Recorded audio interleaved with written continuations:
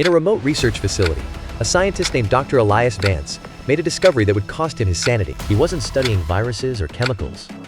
He was mapping the architecture of human fear itself. His final journal entry, dated the night he vanished, begins with a single, desperate line. "It breathes with me now." The air in his sealed lab grew thick with the scent of ozone and something else.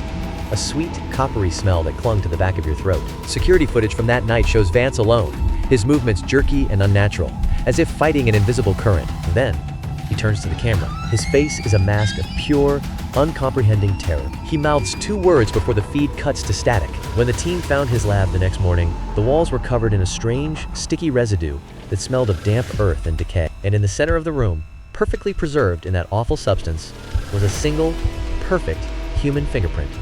But it was growing. This is not a monster movie. This is the true story of Eleanor Rigby. The air in the room grew heavy with the scent of ozone and antiseptic. Every breath she drew was shallow, tasting of cold metal and sterile dread. Eleanor was the kind of woman who lit up a room, auburn hair catching the Texas sun, laughter that felt like a warm breeze. But beneath that vibrant surface, her own biology was quietly betraying her. Her cells had forgotten the fundamental command to cease dividing. What began as a whisper of wrongness in her tissue would soon become a roar. In 2014, Eleanor Rigby moved with fluid grace through her Austin yoga studio, a picture of perfect balance. Her world seemed complete, anchored by her fiancé Mark, a software engineer whose kind smile beamed from framed photographs. To everyone watching, Eleanor possessed a life of serene control, where every movement held intention. But beneath that polished surface, an unsettling stillness had begun to gather, like the charged air before a storm. Her future stretched ahead like a sun-drenched highway. It began as a bump, a tiny, pea-sized nodule on her left shoulder blade. Nothing. It was just a cyst, or so they thought. Her doctor in Austin, Dr. Evans, didn't seem concerned at all, but something about his dismissive tone felt off. A subtle, metallic scent of ozone hung in the sterile air of the examination room. Her fingers traced the cold, smooth surface of the examination table, the chill seeping into her skin. A low, persistent hum from the fluorescent lights above was the only sound, amplifying the growing unease in her gut. The doctor's voice, filtered like a distant memory, echoed in the bathroom.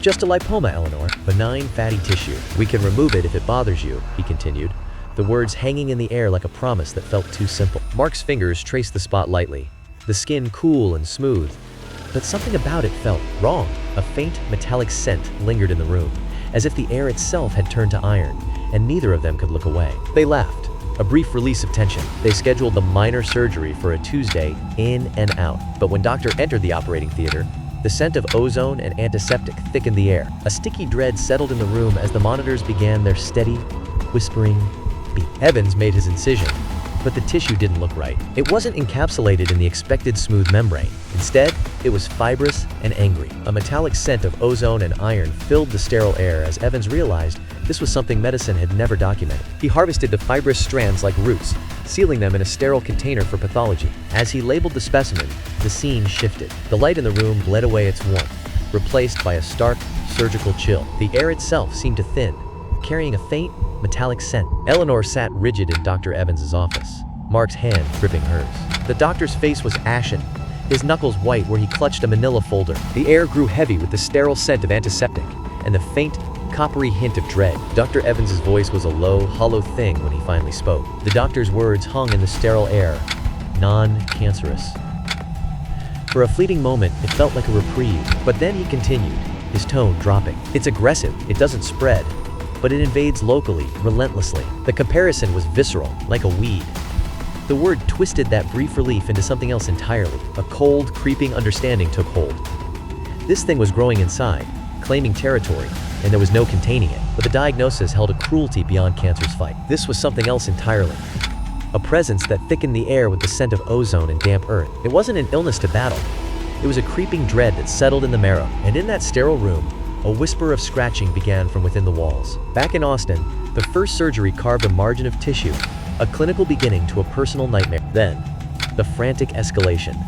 A montage of medical files stacking like tombstones on her kitchen counter. Eleanor's calendar transformed, social plans violently crossed out, replaced by a dense scribble of specialist appointments. The air in her home grew thick with the scent of antiseptic and the silent, creeping dread of the unknown. 3 months later, it returned, larger now, a dense, fibrous mass creeping across her shoulder and down her ribcage. She described it to Mark as a rigid, stony saddle fused beneath her skin. The sensation was unyielding and cold. Mark, older now with weary eyes, spoke directly to the camera. She'd flinch when I embraced her, as if my touch caused physical pain. Soon she couldn't lift her left arm to dress herself, a simple task now impossible. The yoga ceased, then the driving, her independence dissolving like mist. It was a reverse life, her body betraying her, one function at a time. Second surgery, then a third, each procedure carved deeper, taking more flesh, hope, time. The air grew heavy with the scent of antiseptic and slow decay. Muscle fibers, rib fragments. Each time, the weed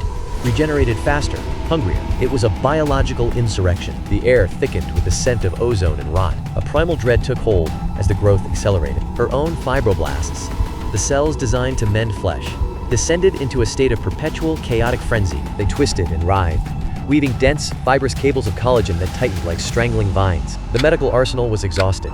Chemotherapy, radiation, every experimental drug they could muster. Each treatment failed, leaving behind only the sterile scent of ozone and a deepening, visceral dread. The treatments ravaged her body, scorching her skin with radiation burns, but the tissue beneath remained unnervingly indifferent. It continued to grow, pushing through the charred, weeping flesh as if the cellular damage were mere inconvenience. Eleanor stood in her dim bedroom, facing the mirror, the faint scent of ozone and burnt hair hanging in the still air. Her reflection showed the left side of her body visibly distorted under the thin fabric of her nightgown, a shape that shouldn't exist pushing against the cotton. A single tear traced a path down her cheek, left untouched. The psychological toll became its own inescapable confinement. One by one, her social circle dissolved, unable to endure the creeping horror unfolding in slow motion. Only Mark remained, a monument of devotion. But their relationship had transformed into caregiver and patient. The wedding photos remained unmade. Mark, you look into the eyes of the person you love, and you see them drowning. And you're just handing them different buckets, knowing they're all full of holes. Sound of a steady, rhythmic hospital monitor. The scene is a top research hospital in Boston. By 2019, Eleanor had become a medical spectacle, a living worst-case scenario. The desmoid tumor was no longer just a mass. It had reshaped her into something else entirely. Her room carried the sterile scent of antiseptic, undercut by the faint, sweet odor of decay. Every shallow breath she took was a rasping whisper against the oppressive quiet. It had become a structural entity, displacing her left lung and collapsing it entirely. The growth was weaving around her spine with deliberate intent, threatening imminent paralysis. Her new specialist, Dr. Armitage, described it as something far beyond ordinary pathology. A faint, coppery scent of ozone and decay clung to the air in the sterile room, a stark contradiction. Aris Thorne put it best. Dr. Thorne's voice was gravely clinical as he described it. An organ of pure pathology, he said. It has its own blood supply. It's creating its own ecosystem at her expense. She is being replaced in the most literal sense imaginable. In one final, desperate attempt, the surgeons opened her up. A collective, stunned inhale echoed through the sterile room. What they discovered inside defied every medical expectation. What they discovered was no longer medicine. Thickened had become a grotesque art form. The tissue was bone white and glistening, impossibly dense under the examination lens. It had grown in intricate whorls and tight fascicles, like the grain of petrified wood. The air grew heavy with the scent of ozone and something metallic, like old blood. It had no distinct edge, no border to define it. The entity simply faded into her healthy tissue, like an invading force that had already dissolved the frontier. Surgeons realized with growing dread that they couldn't excise it. There was no out. It had become part of her. To remove the entity would be to dismantle Eleanor herself, piece by agonizing piece. Back in her hospital room, she's awake and unnervingly clear-minded. The air carries the sterile scent of antiseptic undercut by something faintly metallic. With her right hand, she grips Mark's fingers, her touch feverish and desperate. Her left arm was swallowed by the mass, completely immobilized. She managed to speak, her voice barely a whisper. Eleanor's words were weak, but unnervingly clear. "Mark, it feels so heavy," she murmured, the scent of stale antiseptic and something faintly metallic hanging in the air, like I'm sinking right into the bed. 2 days later, the weight of the tissue and pressure on her organs plunged Eleanor Rigby into a coma. But this is where the tale twists into something truly unnatural. The sterile air grew thick with the faint, metallic scent of ozone. Then, the steady beep of the monitor began to slow. Her vitals slowed, then flatlined completely. Doctors declared her time of death.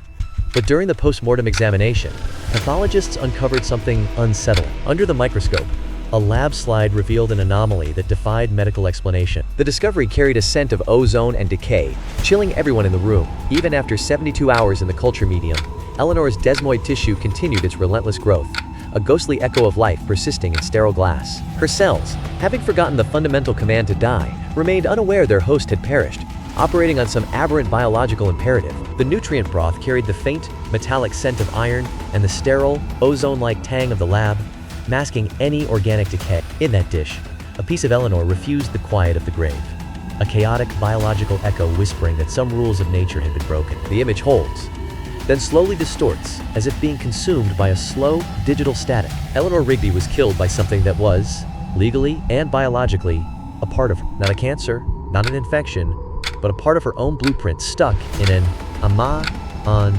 position forever. Where do you draw the line between the self and a self that destroys you? The static dissolved, leaving the photograph erased. Only an impenetrable darkness remained on the screen. Narrator: we battle illnesses that invade from the outside world, but what defense exists when the adversary is coded into your very blueprint? When the very mechanism that seeks immortality becomes your executioner? The air in the room turned thick with the scent of ozone and something faintly metallic. A sticky, unnatural cold seeped into the bones. A deep, cellular wrongness that defied explanation. Then, that same, labored breathing from the beginning until it simply faded into an absolute, waiting silence.